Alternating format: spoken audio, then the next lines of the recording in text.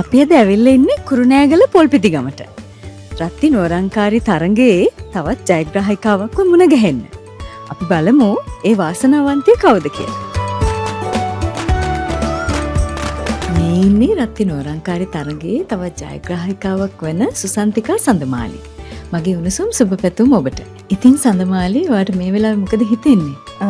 මට ගොඩාක් සතුටුයි. කලින් පාරත් මම මේ වගේ SMS යවලා තියෙනවා. ඉතින් මේ පාර තමයි හිතා ගන්නවත් බැරි විදියට මේ මට මේ හම්බුනේ. මෙන්න ඔබ ජයග්‍රහණය කරපු රන්කාසිය.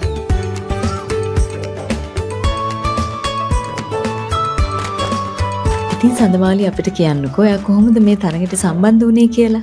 අපේ ගෙදර කට්ටිය හැමෝම පාවිච්චි කරන්නේ රත්ති. ඉතින් රත්ති පිටි පැකට් එකක් ගෙනාවට පස්සේ මේ SMS කරන්න කියලා එම් දාලා තියෙනවා දැක්කා. ඊට පස්සේ මේ මම ඉතින් දාලා බැලුවා.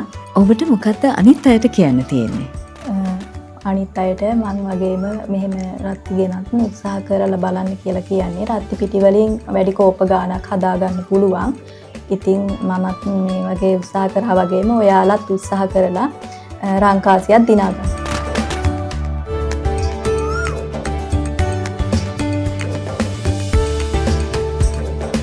ඔබත් අදම රත්ති හෝ රත්ති කිරිතේ පැකට් ඇතුළත ඇති රහස් අංකය ඔබේ නම සහ හැඳුනුම්පත් අංකය සමග මේ අංකයට SMS කරන්න. නැතහොත් පැකට්ටුව ඇතුළත ඇති කූපන් පත පුරවා මේ ලිපිනයට තැපල් කරන්න.